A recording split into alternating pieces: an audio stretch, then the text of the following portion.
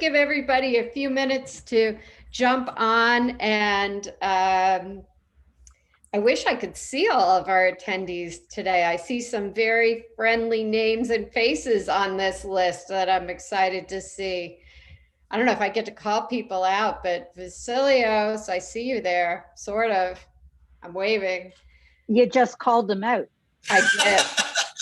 And you know what? I love calling him out. He's awesome. For those of you, we have a fun guest on who teaches accessories at FIT. So perfect. Oh, you had to tell me that? Yeah. You couldn't have just kept it quiet? No, he's called out. So as everyone is joining us, I'm going to encourage you to put your questions as we go along.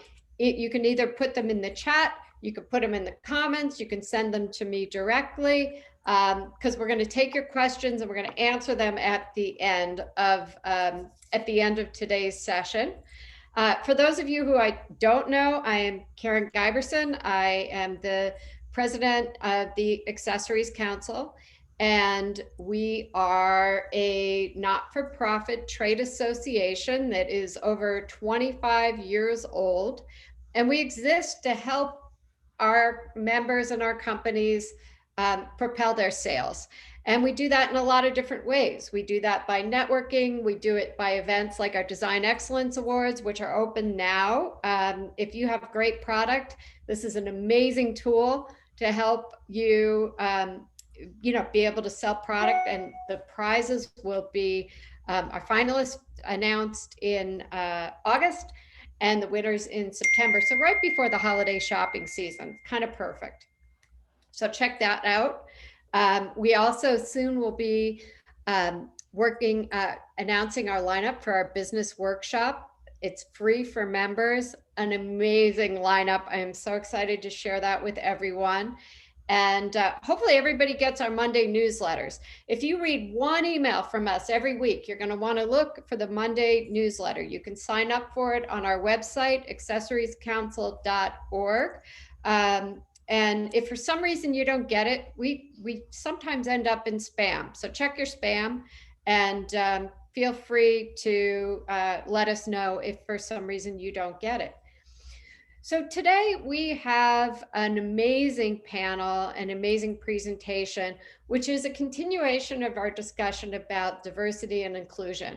And today's topic about size, diversity and size inclusion. And Pam, I see you there. Pam, I am here, just trying to decide with us and assembled an amazing panel. The Shainhouse group is considered an expert in the space, deep roots, deep knowledge, amazing insights on the customer. And I thank you for sharing your time and your expertise with our audience today.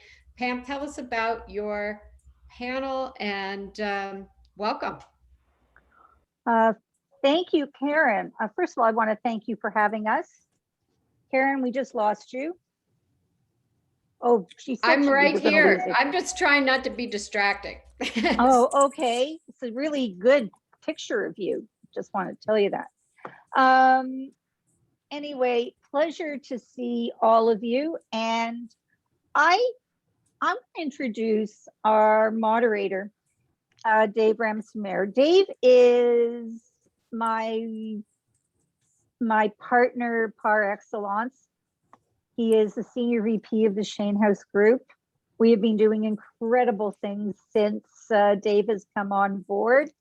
I'm thrilled to have him as part of my team. And Dave is going to moderate this fabulous hour. And so I think I'm going to let him introduce everybody. Good morning, everybody. My name is Dave Ramsmeyer. Thank you so much for introducing me, Pamela, and thank you for having us, Karen, and the Accessories Council for this very important topic of size diversity in accessories and how we can all make the shift to becoming more inclusive. Before I take off with the questions and answers, what I would like to do is introduce our panelists.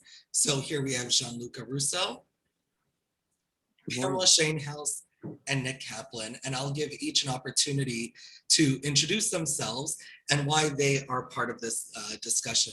Gianluca, if you don't mind taking it away first. Of course. Well, thank you so much for having me today. I'm definitely excited for this conversation. I am a fashion and culture journalist. I run a monthly column at Nylon called Plus Us, which kind of breaks down the discrimination that plus bodies face in our society today. I also write for Teen Vogue and a few other publications as well. And all my work kind of centers on this topic of the intersection of culture and size and how they impact our daily lives. So I'm very excited for this conversation. I'm also working on a book, The Power of Plus, which will be out next year, which talks about this very topic and the many women and men who have fought to bring it to the mainstream. So definitely excited to have this conversation with all of you today. Thank you, and Pamela Shainhouse. My turn. Hi, everybody, and thank you again. I am Pam Shainhouse. I've been in the world of fashion for the past 15 years, starting a company called Alley Style, which is a fashion brand that supports size inclusivity. We were made in Canada and we were made from sustainable product. And the very special part about this brand is that it was named in memory of my daughter, Allie, who passed 15 years ago from cancer at the age of 26. We started in 2008, and people didn't understand the world of size inclusivity or what was sustainable product or anything like that. I use the pun that we were well ahead of the curve. So right now I have taken that and I've started a division called the Shainhouse Group, and this is what we're doing now. We are talking about diversity, equity, and inclusion in the marketplace. My sweet spot has always been fashion, and we are extremely excited to be here with you. Thank you, Dave. Thank you, Pam. And Nick. Hi, I'm Nick Kaplan. I started Fashion to Figure with my brother in 2004. I don't remember when I first connected with Pam, but I remember talking about her daughter. And, we sort of talked throughout the years. In the last, 6 months, have had a number of conversations with Gianluca also. And I think for me, as sort of the person that's currently running with an incredibly talented group of people, Fashion to Figure, I never want to miss an opportunity to talk about the community and what it means to me. And I think more importantly, what from a fashion perspective it represents. And I think, this topic closely intersects with our mission and our values at Fashion to Figure. So I thank you guys for having me. I look forward to the conversation. Excellent, and thank you all for joining us today. So I'm going to jump right into the questions, and this is more about yourself, open-ended question for all of our panelists. So within your lived and professional experience, what brought you to the subject of size inclusivity? Who do you want to start with? Feel free. I'll start. I'll start. People know me as somebody who just goes in and starts the conversation. But since I'm with such an amazing group of panelists, I'm kind of like sitting back here, which is probably surprising Dave. Anyway, I started, as I said, with my daughter, and I am from a manufacturing family. My father had, and his brothers had a company called National Knitting Mills, and they were the largest, largest children's manufacturer in Canada.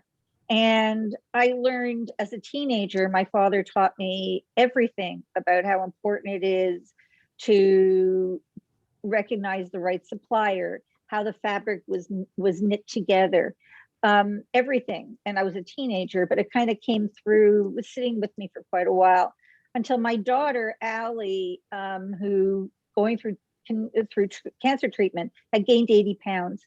And she needed to get some clothing, and we used to buy it in the States, but this was Canada. She couldn't, we were there having treatment back home. And when she went to go into a plus size store, she stopped and sat on a park bench and started to cry. And I didn't understand why she was crying. And she was really saying that she felt as if she was being told that she was different, that she was being told that she was fat because she had to go into this type of store. And she had a very cute sense of humor. And she told me, "Mommy, my body deserves better than polyester," which is what she called polyester. And at that time I said, you know what, we're going to start a clothing line when she gets better. Unfortunately, she didn't get better, but she put all the elements into place, which is why we were size inclusive. And that's how I started in fashion. So thank you, Pamela, for sharing that story and for being so vulnerable. And just as a disclaimer for everybody, this is a safe space, so feel free to share your stories with all of us. We are here to listen and share our experiences. And feel free to take it away, Gianluca or Nick. Yeah, sure. So I have always kind of been above the norm in my own size. And so I always kind of dealt with these issues for as long as I can pretty much remember, kind of falling into that cycle of, trying to lose weight and feeling othered by, society at large, and of course the shopping experience. But it all kind of clicked for me when I began working at Teen Vogue my sophomore year of college. And there, Teen Vogue kind of went through this really public revolution where they changed their mission towards one of diversity and inclusion. And it really resonated with a chord with me and really gave me the space to be able to explore this part of myself that for so long I felt made me different and made me less worthy, when really it gave me a voice and a way to express my lived experience that I know resonates with so many others too. So that's kind of where it all changed for me when I had the space to finally express everything that I had, experienced growing up. And I know that's true for many as well. So from there, I kind of just spiraled and used writing as a platform to not only self-heal, but help others tell their stories, and to really draw together this powerful connection of community. Thank you so much for sharing. And I will come back to a point that you mentioned about feeling othered in one of our following questions. Nick, feel free to share your story. So I kind of was born into it. I was very fortunate that on both sides of my family, there were very powerful women. They were like the matriarchs, and sort of led my upbringing with their values. And on the one side of my family was my great grandmother was Lane Bryant, and so I didn't know whether I could say it or not, so I'm happy you did. I mean, listen, it's in the big when we first started business, I told John Lucas this. I think the first time we met, when we first started the business, it opened a lot of doors. I mean, people that may not have done business with us, but beyond that, I mean, we're the fourth generation, not the third generation, so it's not like it meaningfully changed my life. I think it certainly gave us the inspiration as I kind of was a school of hard knocks guy always during the time I was 12. I mean, I had my first real job when I was 16. I worked my way through college. I've always worked. I mean, I love to work. And my brother, on the other hand, who also is a passionate person, but was more of a white collar guy, went to business school, and we sort of came up with this idea that women who made up a large part of the population had little option for fashion. And fashion to figure started out with the tagline, "The experience you've been waiting for," which, the thesis was that you'd go someplace, a mall in 2004, and you'd see tons of options if you were a size 4. And I had grown up at Saks. That had been sort of my beginning of my career. There was this really amazing business called Salon Z.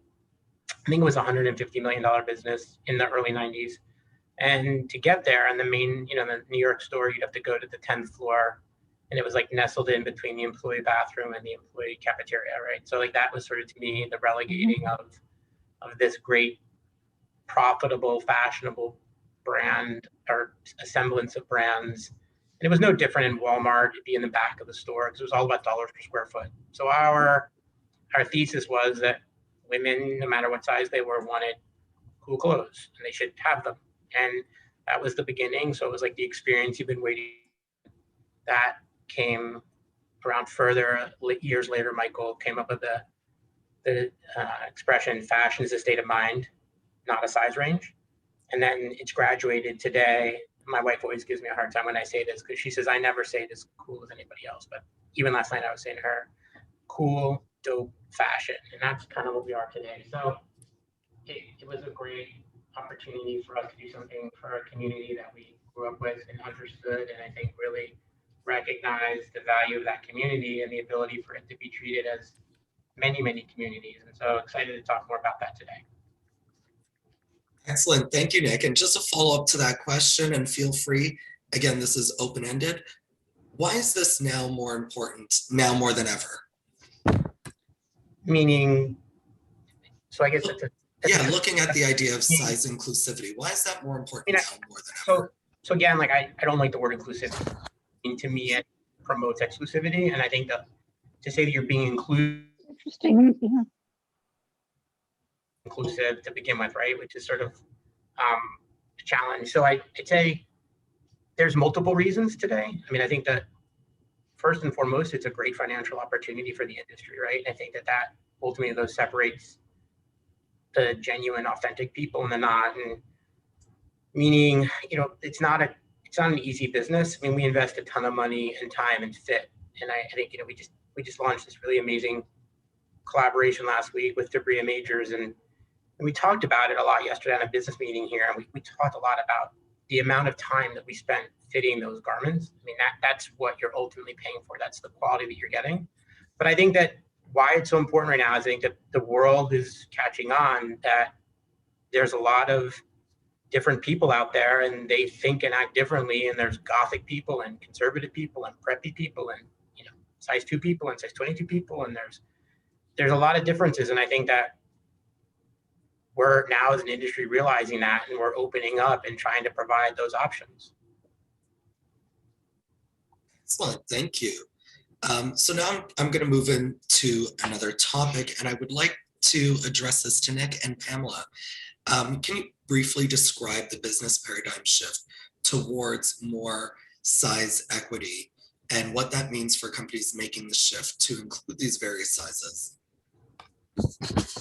I'm gonna let you talk. My wife also tells me that once I get the mic, sometimes I don't hand it back. So I'm gonna. It's okay. I'm trying to understand what paradigm means. Like so. I'm just kidding. But no, I just think it was a perfect segue when you mentioned the economics. So please share your opinions on that. Okay, Nick, I'll come in with that because I actually have a couple statistics here. First of all, it's $180 billion market worldwide. So that's number one. An $80 billion. B with a B, $billion worldwide market. And the people at Lane Bryant have said that they believe that it's going to be a $60 billion market in the States in North America by 2022. Right now, it's about a $45 billion market.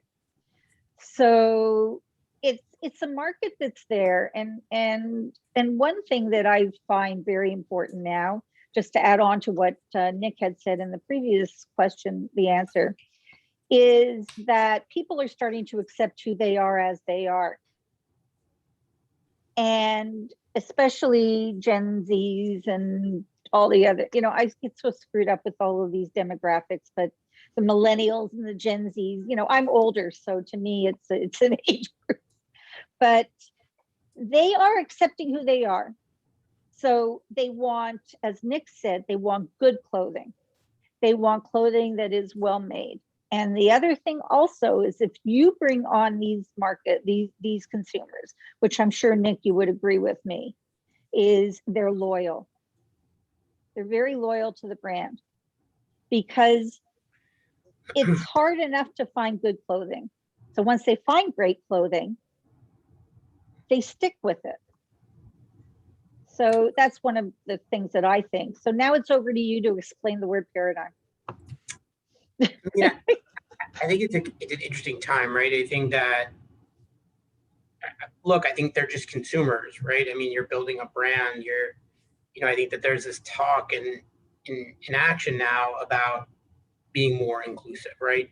And what does that mean? And I think a lot of cases it just means for brands, as I talked about, the economics and somewhat, cases of pressure, but the extension of size, right? So I think one of the biggest issues that we have is fit, and it is a huge investment. And I think for me, I sometimes take exception. I'm a fairly passionate person, and I think for brands to come out all of a sudden, some of whom are in distress and some of whom are levering a moment, and just say, oh, well, we're gonna go to size X.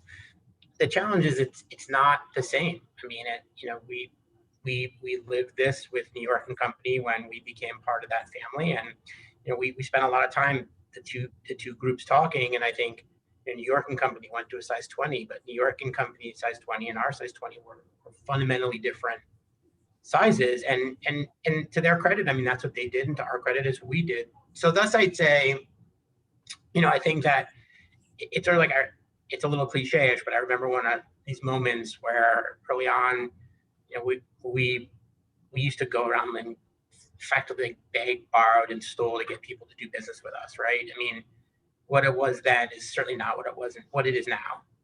The values are the same, the mission is the same, but as a bigger company today, it's far different than it was then. And we went into a place in the garment center, and there was like a much different, like stereotypical garment center, and it's like an old little Jewish woman who you'd expect to be like, in like one of those television shows, right? With like electric orange hair. And her name was Harriet.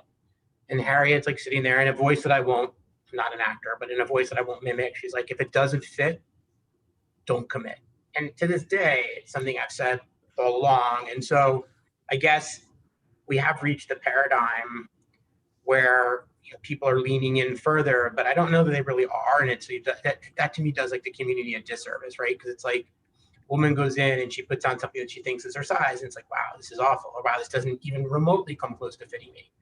So I think if you're going to go into the space and you're going to really talk to the customer and address the customer as a brand, then do so with a lot of investment, and do so because it's not just the commercial component of it, it's the values, it's the recognition of this customer and treating them with the same respect you treat anybody else. And I think I'm going to tout last week a few times, I'm sure, because it's one of the proudest moments of our existence. But, the whole thesis behind last week was, you look at the video and you look at the collection, and it was her, right? I mean, she's like amazing. And the people on our side whose names, in the secret sauce space will remain nameless.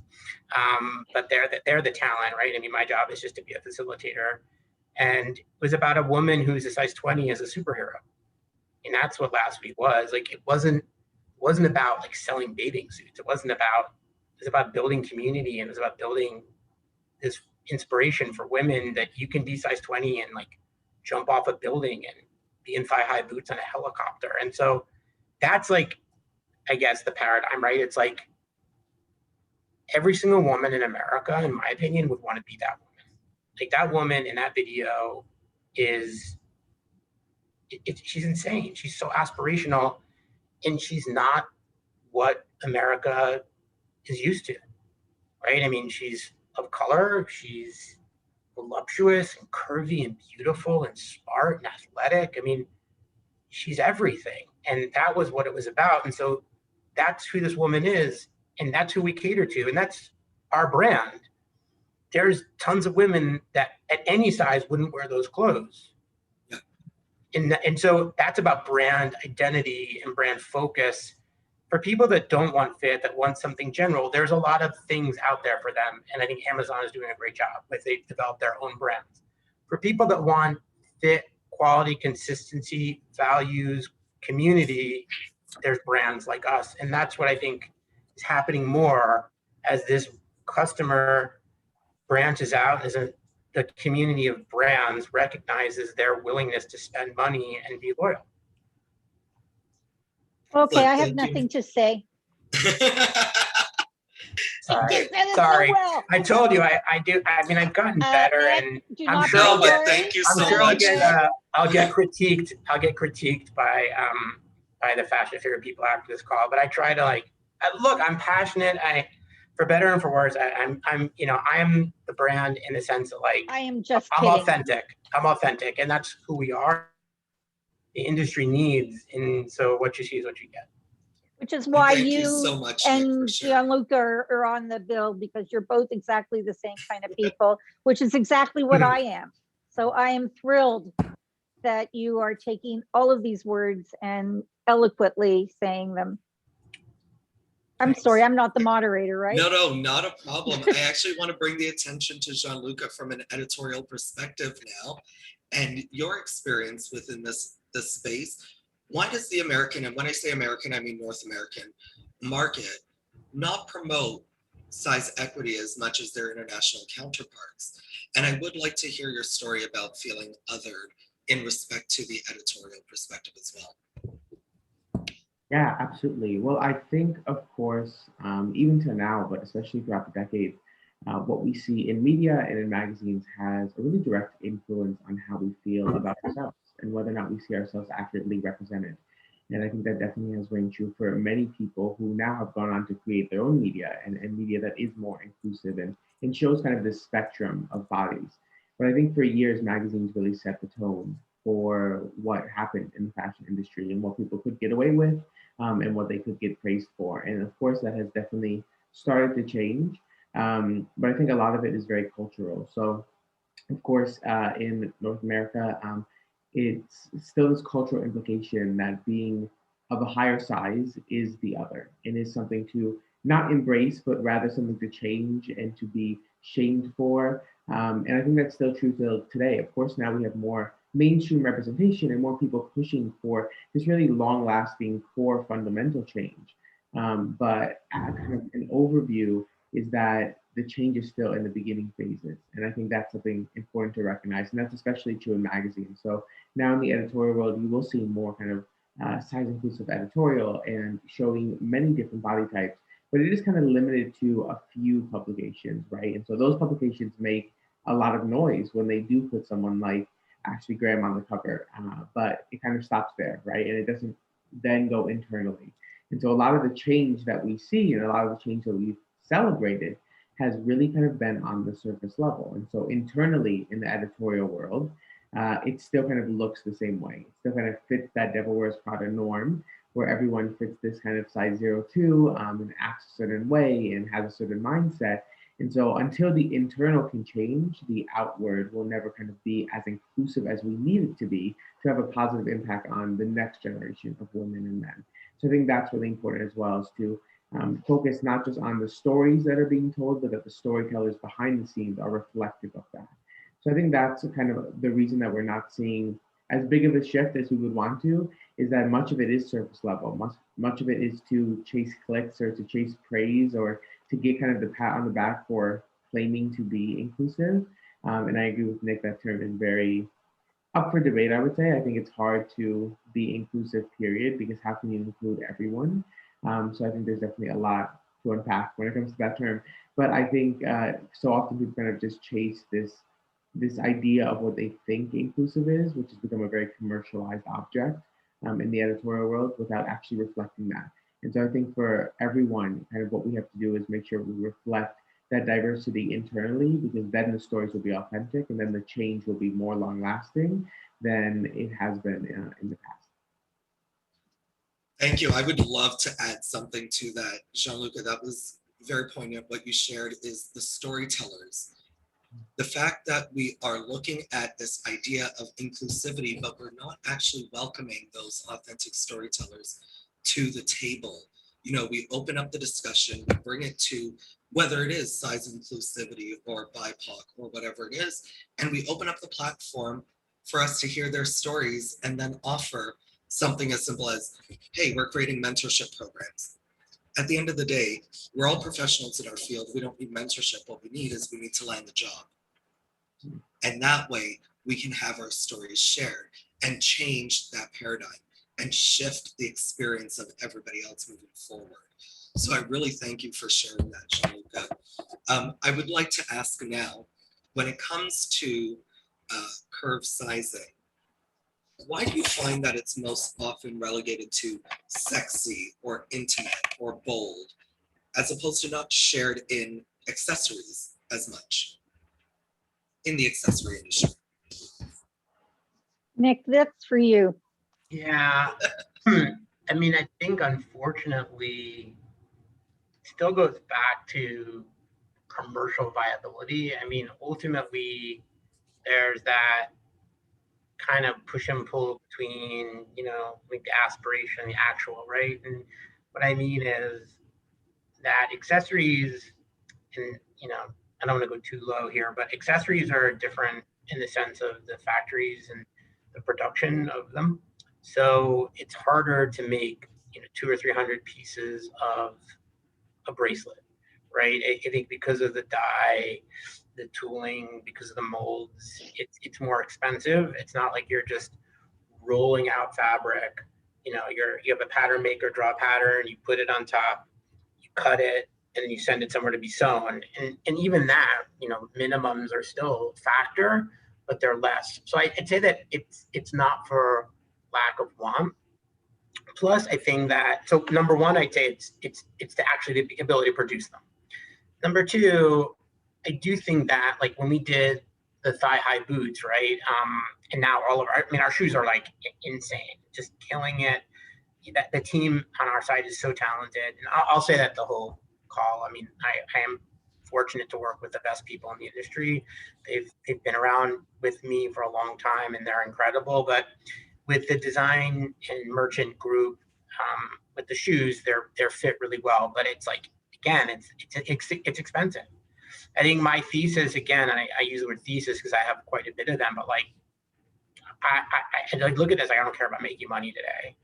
I care about building community, and that's what I pride myself on. So thus I'd say there's an investment that you have to be willing to make to perhaps not make money at the outset and build that community and build that loyalty. And so we made that investment. Not everybody is willing to do that. And then I think with other accessories, like it's competitive. Like because you're plus size doesn't mean you're a wide width shoe. Because you're plus size doesn't mean you have needs in your wrists. I mean, some people do, and people that aren't plus size have wide width feet and larger wrists. It just happens. And so they get signed up, becomes a far more competitive environment too. So there's a lot of different factors in accessories. And I think that they're a business, quite frankly, that we're super committed to. And I think over time need to figure out more of, but I think also we're not building brand on accessories. They're kind of part of the narrative. They're not the narrative per se. So I think all those factors, but beginning first with if I could go out and just make 120 of something that I really wanted, it was fit exactly as we wanted it to, I'd do it. But the reality is it's probably more like 1,200, and 1,200 is a lot to commit to when it's not the core competency for you. If that makes sense. I think that makes a lot of sense. You know, when I thought of having you on this panel, it's not because I didn't, you know, that I think you're terrific, because I think you are, but I think that, see, I didn't want to put my foot in my mouth. I kind of put it in and brought it back out again. And, but I did it because Fashion to Figure it's an all-encompassing brand. It has accessories. It has, I remember when Nadia and you launched that wide calf boot, I was like so excited, because my whole life I could never get a pair of boots on my, you know, on my legs. And so for a lot of people, that is mind-boggling that a brand would actually say, we care about you, so we're going to do this. Whether we make the money or not, we're going to do this. And that's what happens. I think that what we're trying to say with this whole panel discussion and what we said on the first one is trying to get accessory designers to understand that there is a market out there, but to understand that the world of diversity and equity and inclusion within the fashion world, I'm going to have to watch it now when it comes to saying the word size inclusivity, because I'll choke, is important. And I think that that is one of the main reasons. I know that that's the main reason that that we spoke to Karen about doing this, because it is very important to know it. And now I'm going to shut up for a minute. Well, thank you very much for your insights. I do want to ask now another question, and this is targeted towards Gianluca and Nick, if you guys can answer this. And Pam, obviously, you're welcome in on the conversation. It's just more geared towards them, which is men and the curve market. They've often been labeled as the last frontier in clothing and accessories. Can you speak to why this forgotten market is often left out of the conversation when it comes to looking at curved body types in clothing and accessories? Gianluca?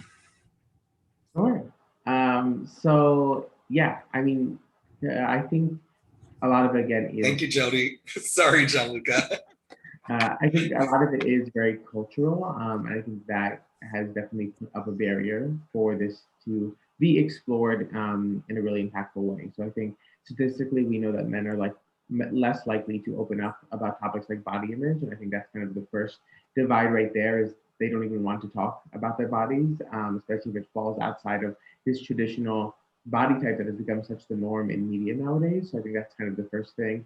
And then the other is that the fashion industry at large doesn't really know that men of a larger size want to be fashionable. And I think there's some convincing there that needs to happen on both sides, really. Men need to want to spend the money there and want to dress for their bodies when they live in larger bodies. And the fashion industry also has to kind of take the time to understand what it is that they want and what it is to dress a larger body and how kind of the weight falls differently and kind of the different proportions there. And I think to Nick's point before as well, I think people fall into this trap of viewing the plus community as a monolith rather than as just a group of people who have so much diversity within them. And so they'll look at women and they'll cast them all as wanting to be really sexy or falling into this norm. When really it's like, just because it is plus size doesn't mean it's one size, right? Like there's a complete diversity and spectrum here to tackle. And I think that's true with men as well. The big and tall brands that we have nowadays kind of all are the same and give the same options. And they really kind of paint this picture of what a big and tall man looks like, which isn't accurate of the full spectrum. And so I think that's really important, is to take that time to really understand who is the customer, but rather who are the customers and kind of that spectrum. And each brand kind of has a different responsibility or a different possibility to explore a different style. And I think, of course, Fashion Figure has done an amazing job at figuring out who their customer is in a way that other brands kind of just tackle it as, well, everyone is our customer, when that's just frankly not true. If you look at straight size stores, they all have different customers. So why would it be any different for plus size? I think that's true for men as well. I would love to see big and tall brands kind of look at this market that has been largely untapped and largely left aside and ignored for so many years, and try to understand who these different men are, and what they still need. Because I think the big and tall brands we have are, quite frankly, very boring and very bland and kind of fit this same stereotype. And until we can get someone to kind of make noise and break that, I think we're going to be stuck in that cycle of getting the same plaid shorts for years to come. So I think that's really important, is that they really take the time to dig into that community aspect. I think really community is the core of every conversation here, to really understand who this is, and how they can best serve this community of men who are waiting to be able to shop. Excellent. Thank you for that. And Nick, if you have anything to add to that as well?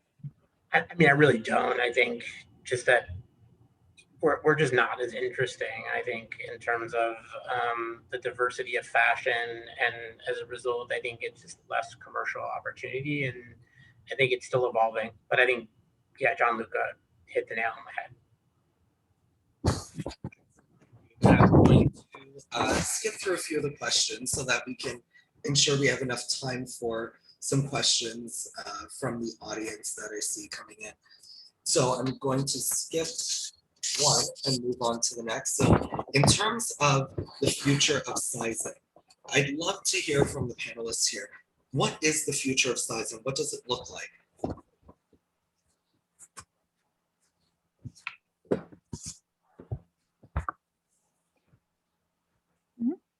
Karen, Did we freeze? Karen, Are you Oh, there we are. frozen? There we I are. think we're frozen. We're back. Well, you're not frozen, Pam, because we're talking. So we're good. We're back. I think Nick is frozen. I'm Oh, there you are. I'm having some technical difficulties. Sorry. Oh, no problem. Sorry. Is that why we saw two Nicks at the same time? Maybe. So, Okay, so I'll repeat let's the go on with the question. Yeah, please. And it was, what does the future of sizing look like?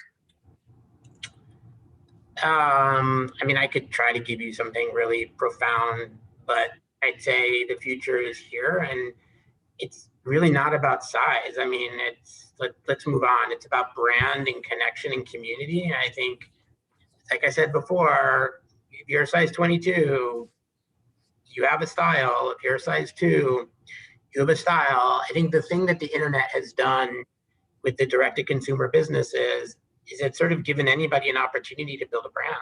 Now, clearly, my neighbor who just decides to start a brand doesn't have the wherewithal and the resources to just launch a brand, but doesn't not. And so if you have drive, vision, and ambition, things like Shopify and other means available to people that weren't there when we started in 2004 are there. So I'd say that, you know, brands aren't going to go away, but I think that what the pandemic has done is it's sort of like, it's been a very Darwinian moment. I mean, the future is calling, and those that can survive and have built brand equity and done so through a strong foundation will survive. So thus, I'd say to answer your question, I mean, I hope people continue to invest in fit. I hope people continue to invest in brand and building connections and giving people better experiences to give them really the experience that they've been waiting for. I think also that people are scared about doing plus size fashion the right way, and you have to do it the right way, because it's not like you add 2 inches and 2 inches and 2 inches and 2 inches and 2 inches and 2 inches. You have to grade differently, but once you put the money into it, it's there for you, and it's really important. You know, both of these gentlemen know that the word plus size for me is not one of my most happiest words, and maybe it was because, you know, when I was brought up, my father said to me, Pammy, if you try on an item, if it fits you, great. If it doesn't fit you, you move on, or you get a larger size. You don't put all of that emphasis into saying, oh my God, I'm not going to put a size 20 on or anything like that. And I remember him saying there is no size God. There is no God up there that says this is the way it is, because one size 20 is not somebody else's size 20. So you just have to keep on trying. Take it from me. I've tried 45 pairs of jeans on. I still haven't found a pair that fits me. You obviously haven't tried on our jeans. No, I'm going to be, no, that is exactly what I'm going to be doing. Do you send it to Canada? We do. Oh, okay, not a problem. Then I'm going to be on there. You just sold a couple pair of jeans. Nice. All you had to do was be on a panel discussion with us. So wait, Pammy, do you Yeah. mind if I ask you something about what you just said? You said that it's a one-time investment and the grading is done. So do you mean to share with the audience today that a one-time investment can capture one of the most loyal audiences that exists? Well, you know, I can't talk about the world and all the, you know, and everything else. And I think when you talk about grading, Nick is a better person to answer that question. But it's not it's not a one-time investment. I mean, it's an investment, and it's a line item. It's a line item in your P&L. It is not. Yeah. It's not a capital expense. It is an operating expense. And so, you know, we have human resources. We have a lot of costs of samples. I mean, it's fabrics are different. Denim washes differently, treatments. I mean, and I think that's the challenge, is it's not just a plus one. It is another business. Excellent. yeah, I think that I think you're absolutely right. Well, of course you're absolutely right. But when it comes to talking about a consumer, I really believe that once I try on those fashion to figure jeans and they fit my body, I will never buy another pair of jeans. Well, never, I mean, it's never, but in the near future, I will not buy other jeans, because why do I have to go through that kind of painful moment? Trying to That's find not, jeans but on. that's not a plus size moment, right? That's a customer brand moment. I mean, I It's a think that's customer the, brand moment. right? I mean, Yeah. we focus on this customer, we focus on this community. You know, we want to be the best. There's many different body types, but guess what? There's many different body types in every size. And I look at myself, and there's brands I would love to wear. They don't fit me. That's fine. So you have to find the cross section of style, fit. Mm-hmm. Oh, no, I totally agree. Now, But I do want to whip through this very quickly. We have yeah, 4 minutes left before we enter into Q&A. So actually, Gianluca, I want to bring you back into this conversation. And what advice would you give brands who are at the tipping point? They're sort of deciding whether or not they should go into the market. They're testing it out. What would you say to that brand to actually tip them over and dive in? Yeah, I mean, I think we've touched on it a few times, but I truly am a firm believer that the key is really community here. And I think when you center the community in a brand, in a mission, that the outcome is almost always going to be positive. And I think that is really key. It's of course been key in my work as a journalist, and in the work that I've done centering community has always had the best outcome. And I think that's true for brands as well. You look at the brands that will launch extended sizes, but will not work with anyone who is of those sizes on the launch, from everything from the design team to even the marketing team. And they fall flat, right? Either because the clothes don't work, they're not appealing, or because they don't know how to actually get the clothes out into the hands of the community. So I think when you center community in what you're doing, the outcome is always going to be much more positive. And I think many brands we're seeing are doing that more and more nowadays. They're understanding that this kind of aspect of trust is even more important within our community than within others, because I think so many of us have this kind of shared experience of not being able to find things in our size or things that fit really bad. And it really is kind of a more emotional, even traumatic experience at times. So we trust each other. And so if you look at the top influencers in the space, the top models in the space, their communities have so much trust with them and rely on them because they know that they have this shared experience. So I think when brands are able to really capture that and work on that and accurately really harness this power of community, they're able to do it in the right way. And I'm sure, Nick brought this up before as well, but that's what they've done in Fashion to Figure, centering these different women who so accurately capture who their customer is. And so the customer knows that they can trust them.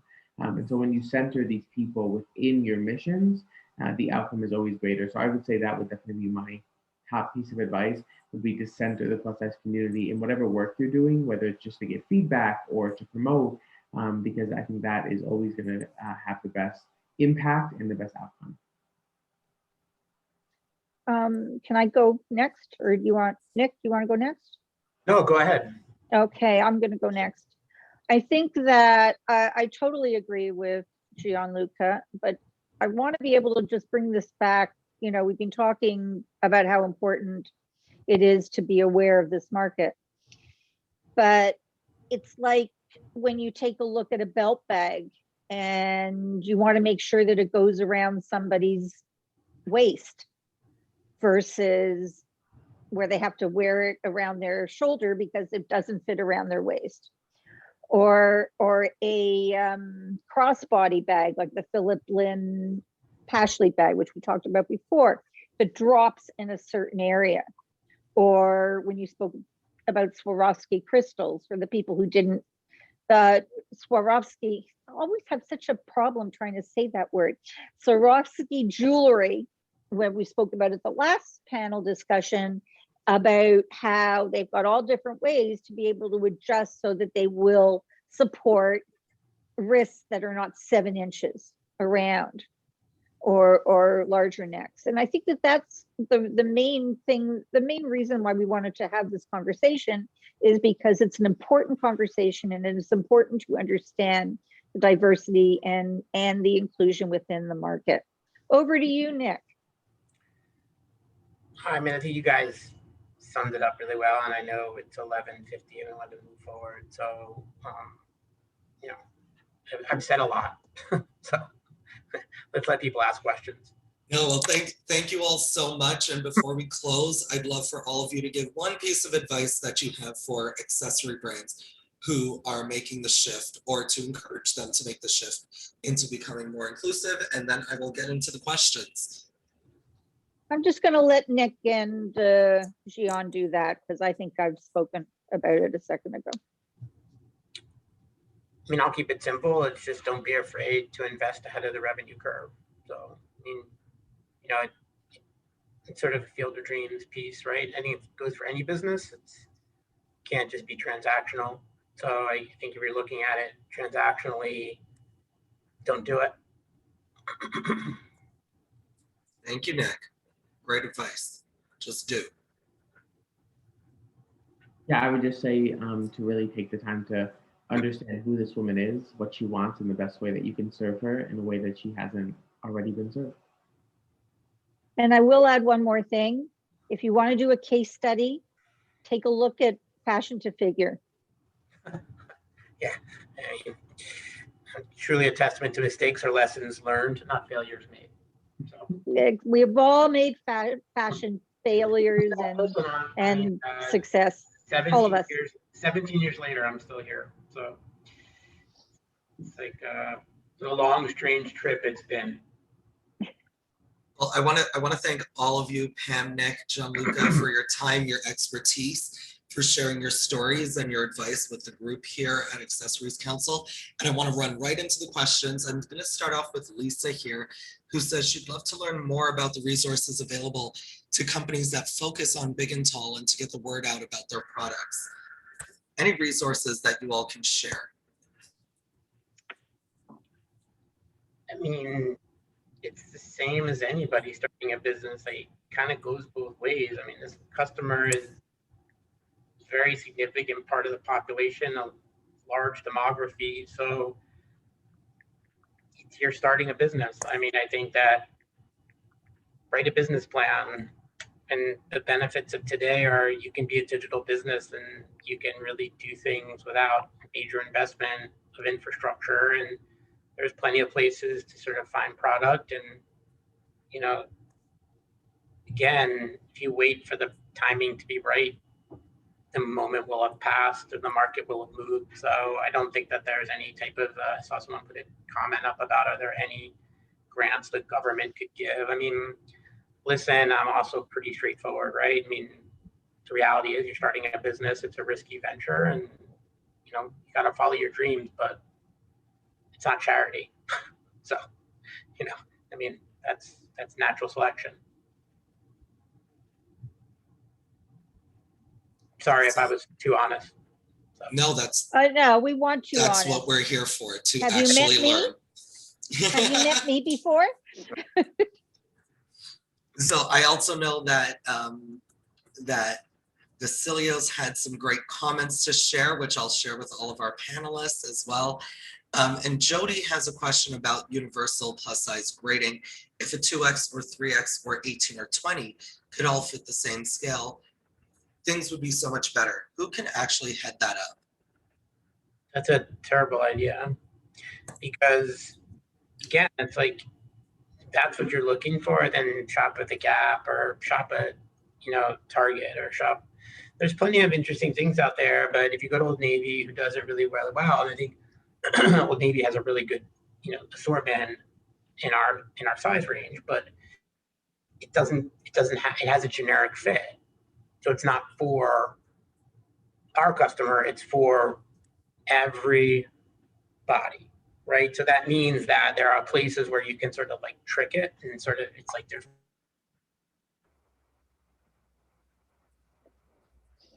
brand is their fit. So I don't know if I lost you guys, but that would give you one fit only. And there's many, many different body types. So we can't do that. Oh, we can do that, but Walmart does that. The Gap does that. Old Navy does that. Excellent. Thank you, Nick. So now we have Naima. who says she is a curvy plus size UX designer and accessory designer and can't help but wonder how much research and design prototyping goes into the process of creating products offered in the market. In general, the plus size market misses the mark in terms of fashion for its style, appeal, and size. Both matter. Other full-figured women who I know feel the same way. Some full figures are top heavy, some have curves on the bottom, others are curvy on the top and bottom. Are real full-figured women used in research of all shapes, demographics, and psychographics? There's so much opportunity to get it right within both style and fit. I think that's both gentlemen can answer that question. Again, Somebody want to answer it? I've thought about it. I mean, I'm happy to answer it, but I'll let John Luca take a crack first if he'd like. No, if you want to go first, that's fine by me. Okay. I mean, It's lovely that we're all polite.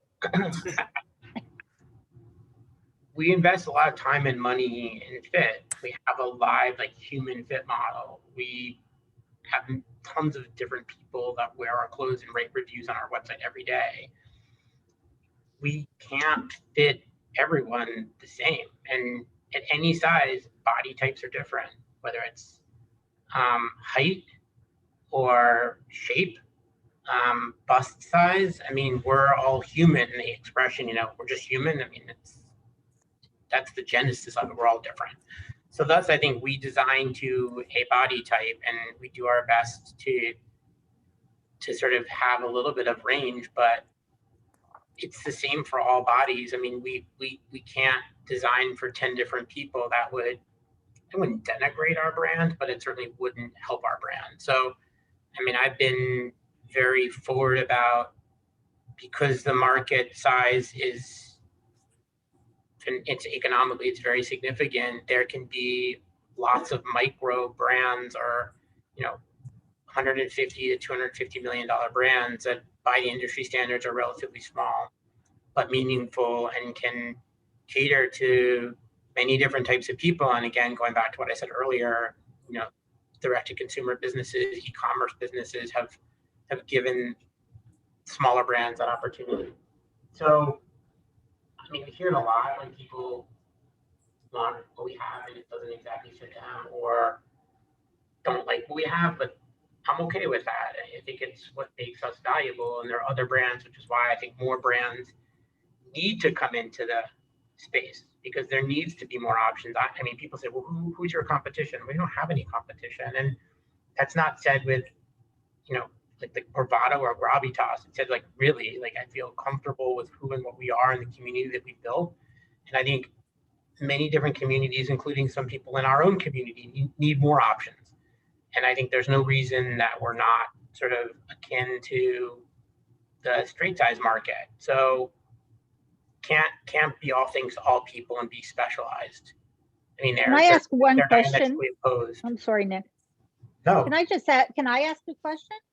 Just a quick question. What is your opinion, both of you, or I know we're running right into the last second here, of charging more for larger sizes? I mean, I'm opposed to it. I understand it. I mean, listen, it's math, right? A yard of fabric costs a yard of fabric. I mean, it's $3 a yard of fabric, and it's 0.75 yards of fabric for a size 8, and it's 1.25 for a size 12, and it's 1.75 for a size 18. Like, that's just math. But I'm opposed to it. John? I would agree. I definitely, of course, there's both sides, but I definitely think from a community perspective, I do not think it is a smart idea to make. Yeah. Yeah. When we were doing Alley Style, I amortized it across the board because I was very against it. Yeah. And because I remember when Old Navy said, yay, plus size, we're going to charge you $10 or $5 or something like that more. Anyway, so thank you for answering that. And I guess it's over to Karen, right? Well, let's see. Deb, do you think we got to all the questions? I know there was still one more about I'll go back to Lisa in the resources. Yes. She was looking for social media groups and magazines and, maybe other resources to target the audience. Lisa, I'm sorry if I'm not asking correctly, but trying to understand your I question. think, Gian, you're a good answer. You can answer that one. Yeah, I would just say now more than ever, it's the easiest time to connect with people who are your customer, who you want to be your customer. So I think that definitely connecting with people on social media. I think your comment was specifically in terms of men's, but there are many men now who will speak out publicly about size inclusivity, and it's very easy to send them a direct message or an email. So I think really capitalize on social media, which is of course a free tool to use in terms of marketing. And I think it's also the best tool when you do it right. So I think that would be the best way to directly connect with the community and with who your customer is. Great. So Gianluca, Nick, thank you so much for joining us today. And Deb and Pam, thank you very much for coming back. Now, I did have a couple requests for your contacts. So we will send, for everyone who attended, we're going to send you a copy of it, and we'll, Fine. welcome. We'll send out your contact information for more questions. Just LinkedIn. Find you on LinkedIn. The world of the internet. Find us on LinkedIn and ask us to connect. Happy to connect. Yeah. Terrific. Again, I really appreciate your time and sharing your expertise. It's a great discussion, important topic, and I thank everyone who took the time to spend with us this afternoon. So thanks, I guys. look forward to seeing you soon. Bye. Have a good afternoon. Bye. Thank you all very much. Have yourself a wonderful afternoon. And thank you to the Accessories Council for having us. Pleasure.